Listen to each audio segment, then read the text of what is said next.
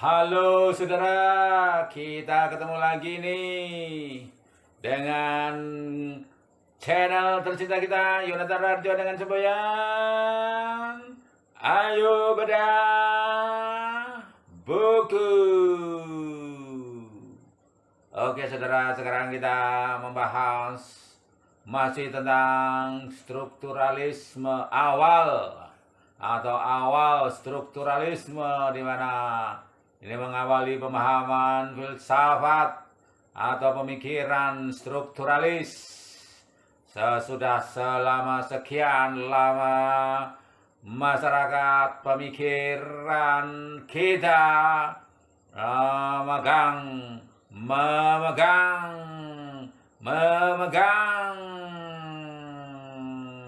apa saudara? Fenomenologi dan positivisme. Fenomenologi berarti segala kebenaran adalah berasal dari penginderaan dan kita memaknainya. Dan positivisnya adalah segala kebenaran adalah segala sesuatu yang nyata, ada kenyataannya. Dan ini saudara, salah satu filsuf yang membahas tentang prastrukturalisme atau strukturalis awal ini adalah seperti yang kemarin kita bahas dalam konten kita ini, adalah Zhang Cavalier, di mana dia merupakan seorang pejuang, bukan hanya seorang filsuf, di mana dia akhirnya mati di depan regu tembak Nazi Jerman pada saat Perang Dunia Kedua, dan dia meninggalkan pemikiran-pemikiran yang ikut mentransformasi, ikut dalam gerakan transformasi pemikiran di Prancis, meskipun pemikirannya tidak begitu berpengaruh secara luas pada pemikir-pemikir Prancis, namun justru dia sudah bisa memberikan sumbangan dalam transformasi itu. Bagaimana sumbangan pemikirannya? Kemarin dinyatakan bahwa dia menyatakan sejarah adalah sesuatu yang sangat berarti, namun eksistensi dari sejarah itu sendiri dia tiadakan. Di mana karya-karyanya di sini dikatakan kegiatannya sebagai pejuang, suatu peranan yang menurutnya berdasar suatu ketegaran logis ditakdirkan untuk dijalaninya. Ia ikut menorehkan kisah dalam sejarah sambil menolak versi eksistensialis sejarah itu sendiri. Jadi dia ikut menorehkan pengalamannya dalam sejarah itu, tapi menolak eksistensi sejarah itu sendiri. Dan ini kita dapat menghayatinya, memahaminya ketika kita tahu bagaimana perjuangan kehidupannya sampai akhirnya dia mati di depan regu tembak Nazi Jerman. Dia di dalam kegiatannya sebagai pejuang, satu peranan yang menurutnya berdasarkan suatu ketegaran logis ditakdirkan untuk dijalaninya. Bisa dikatakan bahwa filsuf yang melihat ilmu sebagai suatu demonstrasi, demonstrasi, sebagai struktur dan sebagai suatu sejarah konsep yang tidak ditemukan melalui perenungan. Nah, itulah dia saudara-saudara, dia memberikan suatu sertaannya di dalam transformasi sejarah struktural di dalam sejarah itu sendiri, di mana dia eksistensi sejarah itu ditolaknya.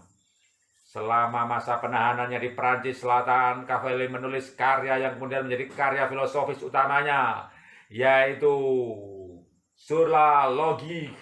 Jika karya ini dikatakan sebagai suatu karya filosofis, sebenarnya dari satu sisi ini bisa menyesatkan saudara. Karena apa menyesatkan? Karena menerima pandangan Kant. Karena apa saudara? Karena di sini bila pemikir-pemikir fenomenologis lainnya menerima pandangan Kant, yaitu filsafat merupakan wasit landasan epistemologis dan ilmu-ilmu alam dan kemanusiaan, maka Zhang Cavele tidak sependapat dengan mereka. Di mana mengapa disebut menyesatkannya? Justru oleh karena dia menolak pandangan-pandangan fenomenologis dan yang positivisme yang dipegang oleh banyak ilmuwan lain, banyak filosofi lain, banyak filosof lain, para pemikir fenomenologis yang menerima pandangan Immanuel Kant, yaitu filsafat merupakan wasit landasan epistemologis atau filsafat ilmu dan ilmu-ilmu alam dan kemanusiaan. Tidak demikian dengan Cavele. Ia tidak sependapat dengan mereka. Baginya penelitian pada landasan ilmu akan menunjukkan bahwa ilmu sebagai ilmu dan matematika adalah suatu contoh istimewa. Dan matematika adalah suatu contoh istimewa akan disalahpahami dengan sangat dasar jika dipikirkan bahwa ia memerlukan suatu metabahasa filosofis dalam mengutarakan kerangka formalnya.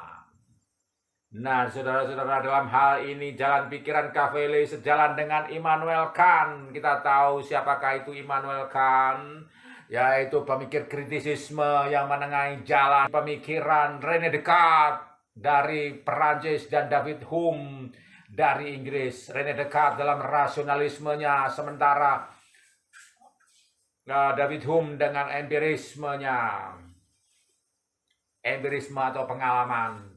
Dan di sini Cavele sejalan dengan Kant dalam meninjau pemikiran yang mendasari tindakan.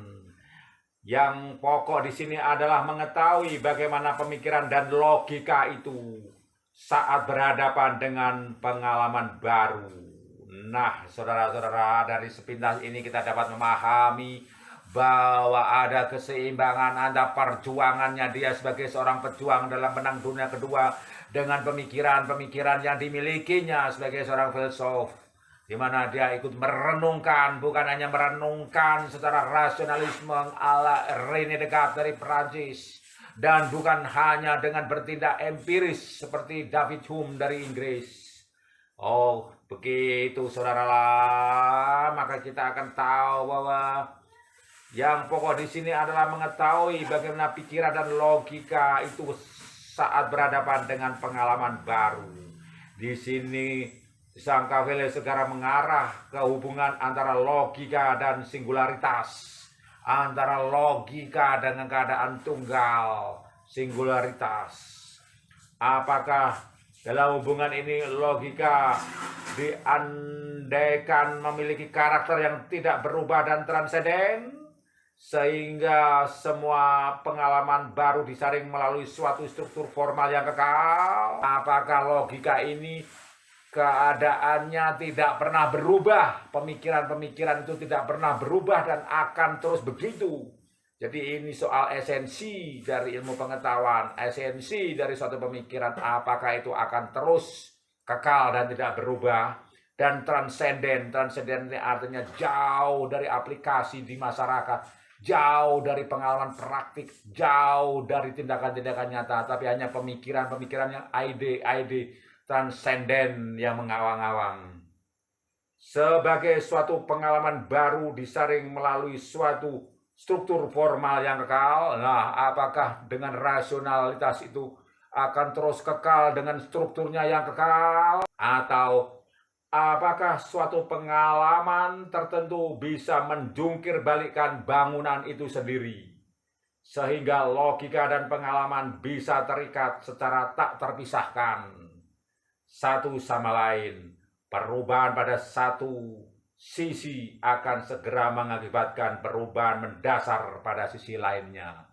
Jadi di sini dia mempertegas tarik-menarik antara rasionalisme René Descartes dengan empirisme David Hume, di mana yang satu dengan rasionalisme saja, dengan ide-ide yang transenden, mengatakan cukup dengan rasio saja, dengan pemikiran saja, dengan logika saja. Tetapi yang satu berdasar pengalaman, dan pengalaman itu ternyata secara struktur menurut pertanyaan-pertanyaan ini ternyata struktur itu sangat besar, bisa menjungkir balikkan struktur. Jadi pengalaman-pengalaman itu bisa menjungkir balikkan segala sesuatunya dan mengakibatkan perubahan mendasar pada sisi yang lainnya. Demikian pada saat ini kita cukup memahami bagaimana awal strukturalisme mulai menyatakan diri dalam pemikiran salah seorang filsuf dari Prancis yang bernama Jean Cavailly.